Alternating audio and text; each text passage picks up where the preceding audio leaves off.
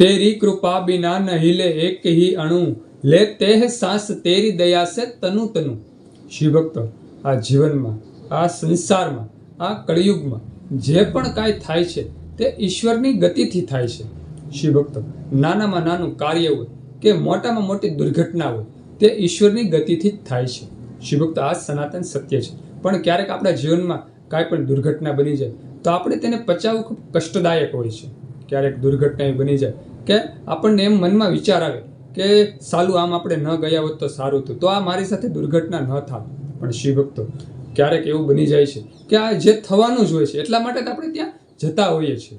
અને ઘણી વખત એવું પણ બને છે કે આપણે દુઃખી થતા હોઈએ। ક્યારેક આપણે રસ્તામાં જતા હોય, ટુ વ્હીલ લઈને જતા હોય, સામાન્ય ઉદાહરણ આપું, ગાડી લઈને જતા હોય અને સામાન્ય પંચર પડી જાય, આપણી ગાડીમાં પંચર પડી જાય, આપણે 2 કલાક ખોટી થઈ જઈએ, એમ કહેવાય હેરાન થાય, ખૂબ હેરાન થાય।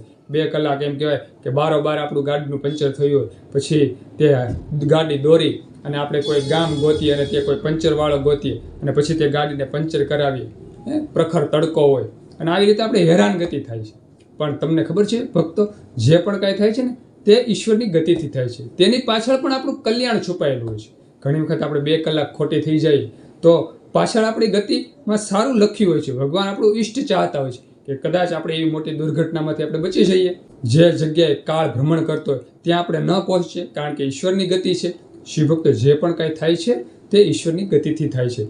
જો આપણી પુનાય હોય, આપણી ભક્તિ હોય તો આપણને એમ કહેવાય કે આફત આવતી બચી જાય છે। અને કદાચ આપણે એમ કહેવાય કર્મો ખરાબ હોય તો આપણે ગમે તેમ કરી જે આફત હોય, જ્યાં કાળ લખ્યો હોય ત્યાં આપણે જવું જ પડે છે। તો શિવ ભક્તો, હંમેશા આપણે જે પણ કાંઈ થાય છે આ જીવનમાં, આ સંસારમાં, તે ઈશ્વરની ગતિ સમજવી જોઈએ। શિવ ભક્તો, અત્યારે ન્યૂઝમાં સમાચાર આવે છે, અત્યારની જ વાત કરીએ તો અમદાવાદમાં એક પ્લેન ક્રેશ થયું, 200 થી 250 લોકો તેમાં મુસાફર હતા અને ઘણા લોકો મૃત્યુ પામ્યા। શિવ ભક્તો, આમાં કાંઈ આપણું નથી ચાલવાનું, જે પણ કાંઈ થાય છે તે ઈશ્વરની ગતિથી થાય છે તેમ સમજી અને આપણે ભગવાનને પ્રાર્થના કરવી જોઈએ કે હે ભગવાન, આ ગતિ તમે રોકો, આવી દુર્ઘટના તમે રોકો અને જે પણ લોકો મૃત્યુ પામ્યા છે તેના દિવ્ય આત્માને શાંતિ આપો। તો શિવ ભક્તો, આવી પ્રાર્થના જ્યારે આપણે કરીએ છીએ ને તે ઈશ્વરને ગમે છે।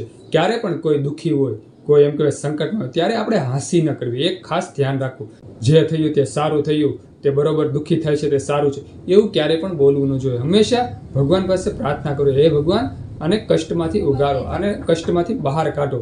શિવ ભક્તો, તો આજે એક સુંદર વાત હતી કે જે પણ કાંઈ થાય છે તે ઈશ્વરની ગતિથી થાય છે।